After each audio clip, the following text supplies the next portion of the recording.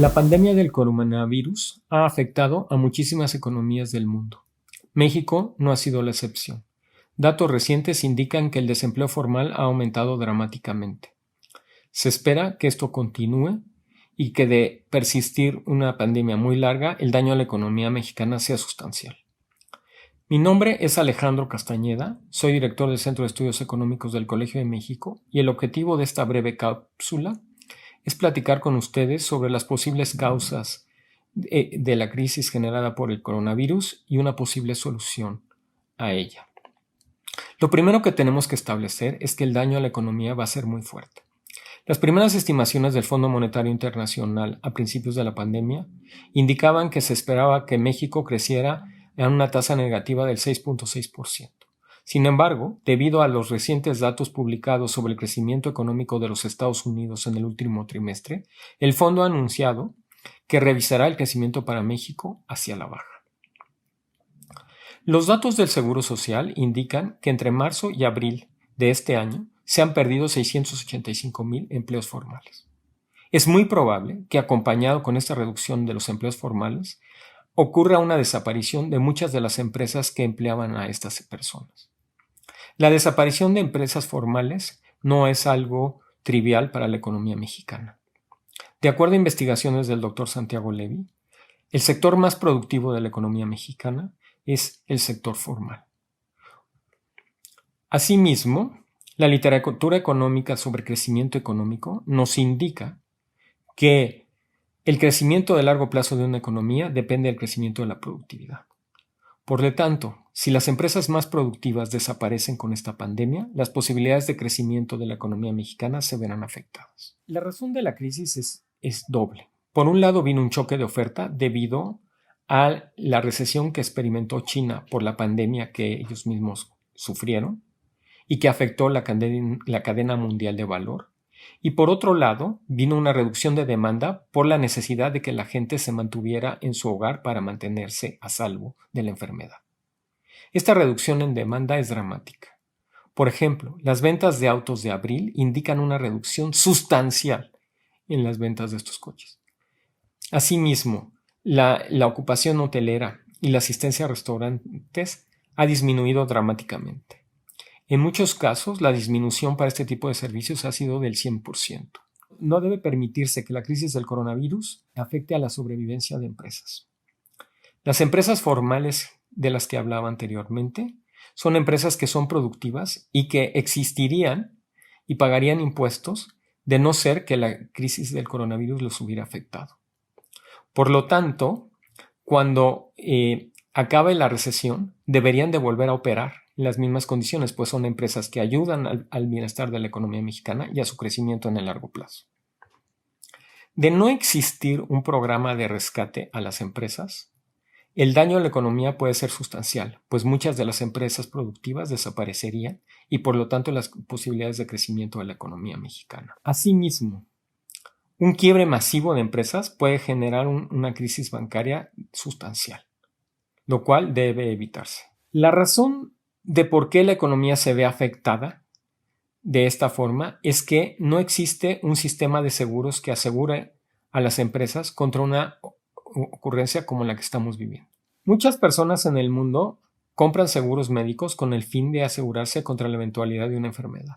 Sin embargo, no existe ningún mercado de seguros ni ninguna compañía de seguros que está dispuesta a ofrecerle a las empresas un seguro contra una crisis económica generada por una pandemia como la que estamos experimentando. La inexistencia de este tipo de mercados y de este tipo de contratos genera una ineficiencia en el funcionamiento de la economía. Kenneth Arrow en 1964 identificó que una de las fallas fundamentales del mercado es que no existen mercados de seguros para todas las eventualidades que pueden ocurrir en una economía. Y eso afecta seriamente el funcionamiento eficiente de los mercados. Vale la pena decir que Kenneth Arrow es tal vez el economista más brillante del siglo XX y al mismo tiempo era un economista con vocación política socialista. Si nosotros dejamos que la crisis del coronavirus, los agentes económicos se arreglen como puedan, el resultado sería muy ineficiente para toda la economía. Es precisamente esa falla de mercado que Kenneth Arrow identificó hace muchísimos años. El gobierno debe de convertirse en un asegurador de última instancia para resolver este problema. Dado que no existe un mercado de seguros, el gobierno puede entrar, apoyar a las personas y empresas afectadas por la pandemia y comprometerse a futuro con una reforma fiscal que le permita repagar estos apoyos que ahora está otorgando a las empresas para su sobrevivencia. En este sentido, se convierte en un asegurador de última instancia y resuelve un problema de funcionamiento eficiente de los mercados. Las propuestas que yo hago aquí las han hecho otros economistas y simplemente es un resumen. A veces, a lo mejor no incluyo a todas. Respecto a los trabajadores que quedaron desempleados, la ley de Afores les permite retirar parte de sus recursos con el fin de poder defenderse contra el desempleo. El gobierno debe aumentar esos recursos, debe depositar en las cuentas de las Afores un seguro al desempleo y debe aumentar el monto de los recursos y permitir que dure por más meses.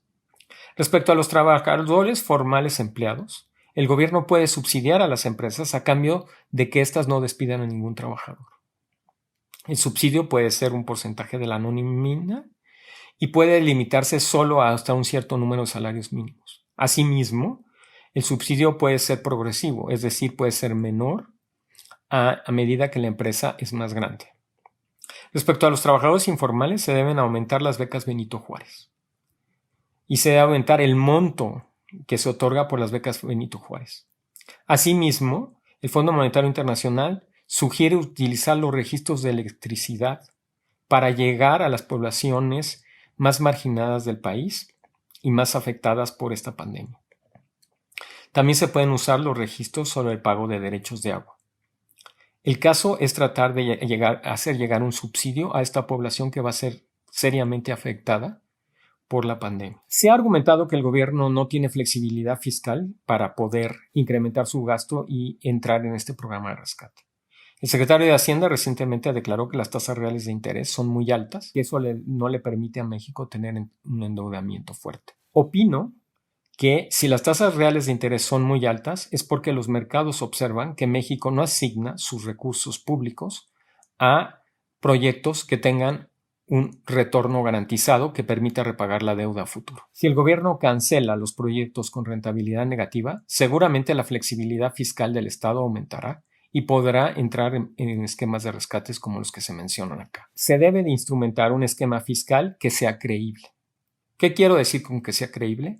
Que los mercados tienen que estar garantizados de que el dinero que ahora prestan a México a través de comprar su deuda va a ser repagada a futuro con certidumbre porque México lo va a asignar a proyectos que le van a dar el rendimiento para poder repagar la deuda. En este sentido, se deben de hacer dos cosas. Por el lado de los ingresos, el gobierno debe de instrumentar una reforma fiscal con parámetros y cobertura muy clara y debe anunciarla. Por el lado del gasto, el gobierno debe anunciar que solo asignará sus recursos a esquemas como los rescates que estamos planteando acá y que no asignará recursos a proyectos que tengan rentabilidad negativa. Esto permitirá que la viabilidad fiscal del gobierno mejore y que el gobierno pueda aumentar su déficit público. En este sentido, proyectos como los proyectos de energía que tienen claramente rentabilidad negativa deben ser cancelados porque si no se hace, se manda una pésima señal a los mercados. En resumen, lo que debe hacerse es solo gastar en proyectos que garanticen la recuperación de la economía mexicana y por el otro lado, cancelar todos esos proyectos de energía que tienen rentabilidad negativa demostrada, solo afectarían en la viabilidad fiscal a futuro del gobierno mexicano.